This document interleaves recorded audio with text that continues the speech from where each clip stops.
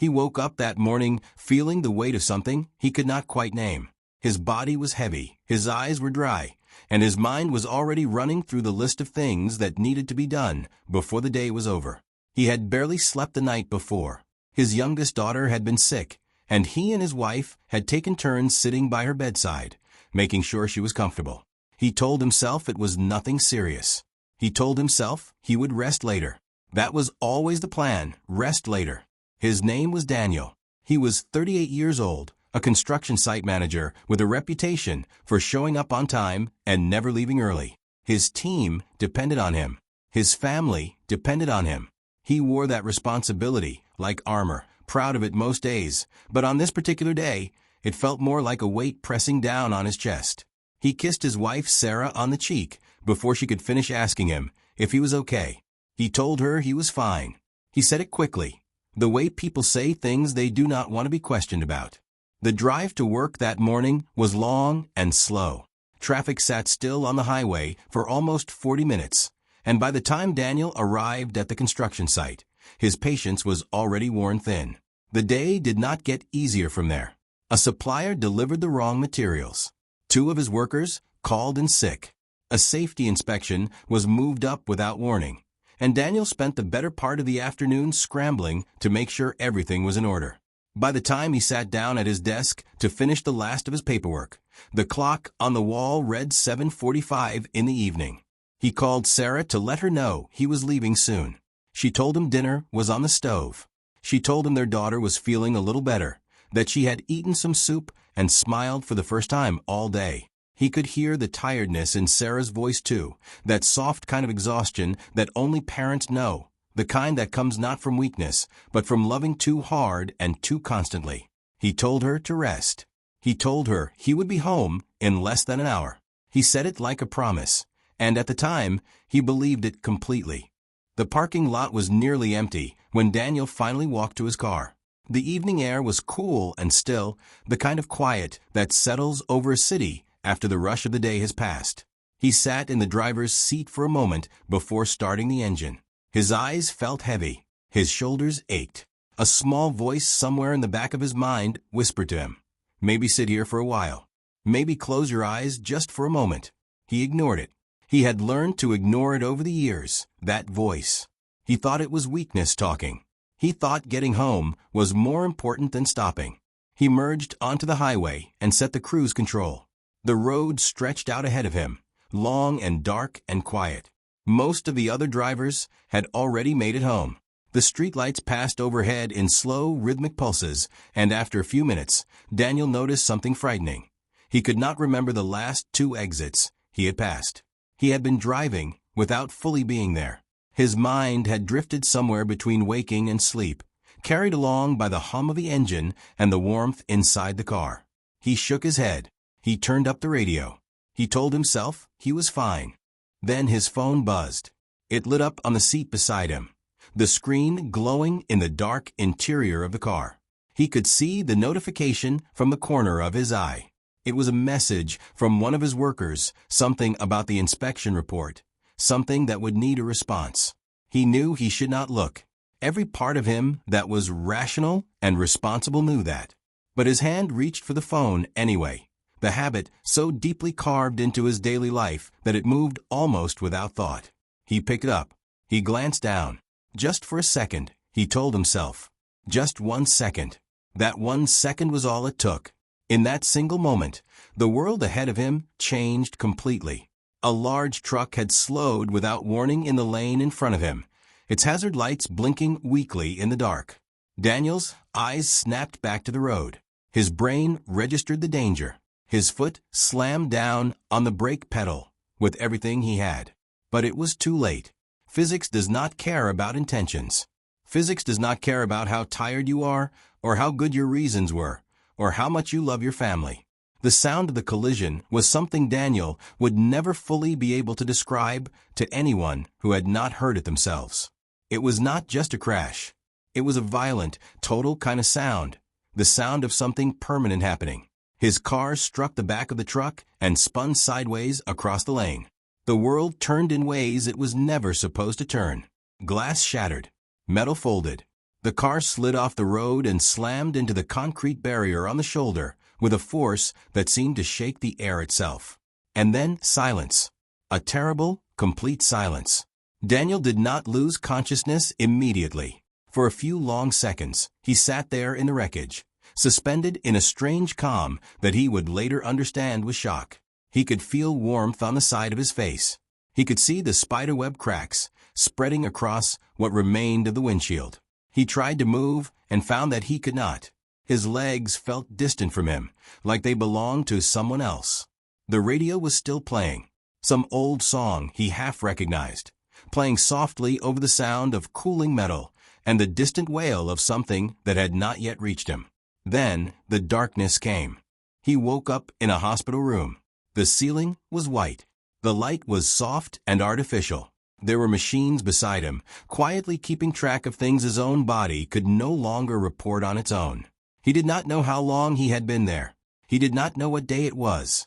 He lay still for a while, trying to understand where he was and why, piecing together the fragments of his memory the way you might pick up broken glass in the dark. Carefully, aware that each piece could hurt you. A nurse came in and spoke to him gently. She told him he was at the regional medical center. She told him he had been in a serious accident. She told him the doctor would come to speak with him soon. She asked him if he was in pain. He said yes, but even as he said it, he realized the pain he was feeling had nothing to do with his body. It was something deeper, something that had already started pulling at him before he could even remember clearly what had happened. It was a feeling of knowing, without yet being told, that something had gone very wrong.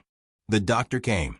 He was a quiet man with a careful way of speaking, the kind of doctor who had delivered difficult news many times before and had learned that there is no gentle way to do it, only a slower way. He told Daniel about his injuries, a fractured leg, 3 broken ribs, a deep laceration along his left temple. He told him he had been lucky, in the medical sense of the word. And then he paused. And in that pause, Daniel felt the whole world hold its breath. There had been another vehicle, a smaller car, traveling in the lane beside the truck. When Daniel's car had spun out of control, it had crossed into that lane. The driver of the other car was a 26-year-old man named Marcus, who had been driving home from a night class at the university. Marcus had not survived the impact. He had died at the scene. He had been someone's son, someone's friend, someone who had been doing everything right, going somewhere meaningful, living a life that had simply been in the wrong place at the wrong moment. Daniel stared at the ceiling for a long time after the doctor left. He did not cry at first. He could not. The information was too large for tears. It sat inside him like a stone, heavy and immovable, pressing against everything else. A young man was dead. A young man was dead because Daniel had picked up his phone. Because Daniel had told himself he was fine when he was not fine. Because Daniel had ignored the voice that told him to stop. The arithmetic of that truth was the most devastating thing he had ever faced. Sarah came to the hospital that evening with their 2 daughters. His oldest, Emma, who was 11, stood in the doorway of the room and looked at her father with an expression that broke something inside him permanently. She had never seen him like this, broken, small, confined to a bed with tubes and bandages and machines. She was trying very hard not to cry, and the effort of it was written all over her face. His youngest, little Mia, the one who had been sick the night before, pressed herself against her mother's side and said nothing at all. Sarah sat beside his bed and held his hand for a long time without speaking. When she finally looked at him, her eyes carried something complicated in them. There was love there, undeniable and deep. But there was also something else, a kind of fear that had not been there before. The fear that comes when you realize the person you trust most in the world is also capable of a choice that changes everything. She did not say it out loud. She did not have to. Daniel could see it, and he knew it was fair, and knowing it was fair made it hurt even more. In the weeks that followed, Daniel was discharged from the hospital and returned home on crutches. The house felt different.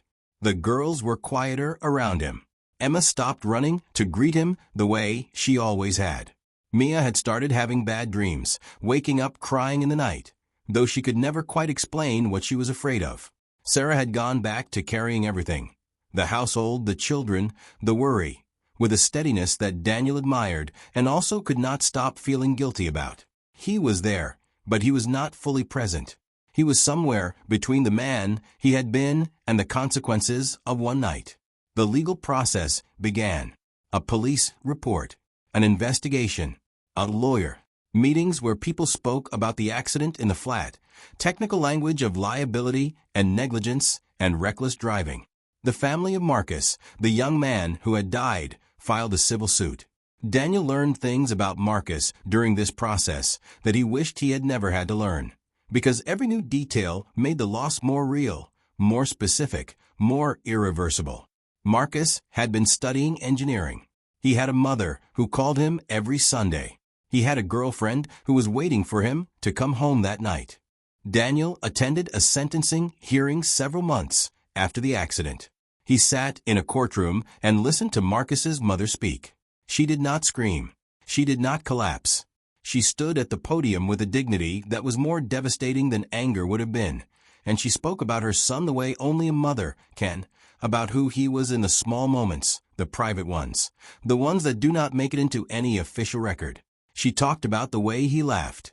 She talked about the plans he had. She talked about the space he left behind. When she finished, she looked at Daniel, and he could not hold her gaze. He looked down at his hands, the same hands that had reached for that phone, and he had no words. He was given a suspended sentence and ordered to complete community service, attend a road safety program, and surrender his license for 2 years. By the standards of the law, it was not the harshest outcome. But Daniel had already learned by then that the harshest consequences of a single bad choice are rarely the ones handed down in courtrooms. They are the ones that live inside your house. They are the ones that sit across from you at dinner. They are the ones that look at you with eyes that used to be fearless and are now just a little bit careful. His marriage survived, but it was different now. Not broken, but changed, the way a bone that has healed after a fracture is still strong, but also carries the line of where it broke. Sarah stayed. She made that choice consciously, and Daniel understood the weight of it. But there were evenings when she would grow quiet in a way that was new, evenings when he would catch her looking at him from across the room with an expression he could not fully read. He did not ask her about it. He already knew. Some things do not need to be said out loud to be understood completely. Emma eventually warmed back toward him, slowly and in small steps, the way children rebuild trust, through time and consistency and the quiet proof that you are still there. Mia's bad dreams faded over the following year. Life moved forward the way it always does, with or without your permission, carrying you along in its current whether you are ready or not. But Daniel carried something too, something he would carry for the rest of his life. Not as punishment, though it sometimes felt that way, but as knowledge. The kind of knowledge that changes how you see everything. He began speaking at road safety events a year after the accident, at the request of his community service coordinator. He was not a natural public speaker. The first time he stood in front of a room full of people, he nearly could not do it. But he thought about Marcus's mother. He thought about the way she had stood at that podium with nothing left to lose and still found the strength to speak. And he thought that the least he owed to Marcus, to his own family, to anyone who might be listening, was honesty. So he spoke. He told the truth. He did not spare himself in the telling. He told them about how ordinary that evening had felt, how routine, how he had made 1,000 similar drives home and nothing had ever happened. He told them about the voice he had ignored. He told them that exhaustion is not something you can willpower your way through, that it changes your brain in ways you cannot feel in a moment, that a tired driver and a drunk driver are more similar than most people want to believe.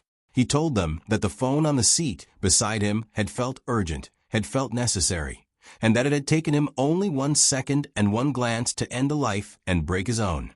What Daniel wants you to understand, what he needs you to understand, is that he was not a careless person. He was not the kind of man who took unnecessary risks or played fast and loose with other people's safety. He was a father, a husband, a man who loved his family and worked hard and thought of himself as responsible. And that is exactly the point. Because the road does not ask who you are before it shows you what a single moment of inattention can cost. It does not ask whether your intentions were good. It does not ask whether you have people waiting for you at home. It asks only whether you were paying attention. And on that night, Daniel was not. So if you are tired, please stop. Pull into a rest area. Park in a lit lot. Set an alarm and close your eyes for 20 minutes. Call the person who is waiting for you and tell them you will be late. It is not weakness. It is not inconvenient. It is the most important decision you will make on that journey. And if your phone lights up while you are driving, let it wait. Whatever that message says, whatever that notification promises, it is not worth what Daniel paid to learn this lesson. Nothing on that screen is worth a life. Not your life. Not the life of the person in the lane beside you. Not the life of someone who did everything right and never saw you coming. The roads do not forgive, but the people you leave behind, the ones who love you, and the ones who lose someone because of you, they will carry what happened long after the broken glass has been swept away, and the police report has been filed, and the world has moved on. Daniel knows this. He will know it for the rest of his life. Every time he sees his daughter sleep. Every time Sarah reaches for his hand in the dark. Every Sunday, when somewhere across the city, a mother picks up the phone to call a son who will never answer. He knows it then. He knows it completely. And he would give anything to go back to that parking lot, to that moment before he started the engine, and simply choose to rest.